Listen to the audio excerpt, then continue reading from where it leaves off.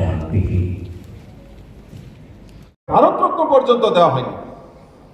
1990 সনে তৎকালীন সরকার ভিপি সিং দেশের প্রধানমন্ত্রী হন এবং আমাদের অটল বিহারী বাজপেয়ী, প্রাক্তন প্রধানমন্ত্রী, প্রয়াত প্রধানমন্ত্রী অটল বিহারী বাজপেয়ীর অনুরোধে 1990 সনে তাকে এই আমাদের B.R. আম্বেদকরজিকে ভারতরত্ন, মরণোত্তর যে ভারতরত্ন সেটা প্রদান করা হয়। এবং শুধু তাই নয়, আমাদের অটল বিহারী বাজপেয়ীজির আমাদের যেখানে পার্লামেন্ট রয়েছে, এই পার্লামেন্টে সমস্ত দিগ্গজ নেতাদের, ভারতবর্ষের দিগ্গজ নেতাদের ছবি লাগানো হয়েছে, কিন্তু B.R. আম্বেদকরকে সেদিন ভুলে গেছে।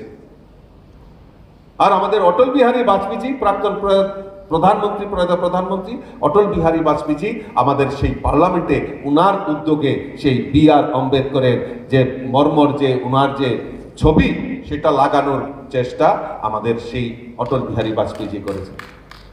যে প্রকৃত সম্মান, এই সম্মান আমাদের, আমি শুধু পলিটিক্যাল প্ল্যাটফর্ম নয়, যারা আজকে বড় বড় কথা বলছেন, জানেন আমার দুঃখ হয় যে উনার জীবনী যখন আলোচনা করা হয়, আমরা যদি দেখি উনি 1952 এবং 1954 উনাকে জোর করে উনি নির্বাচিত, উনি লোকসভা আসনে উনি নির্বাচনে দাঁড়িয়েছিলেন, উনাকে জোর করে তৎকালীন প্রশাসন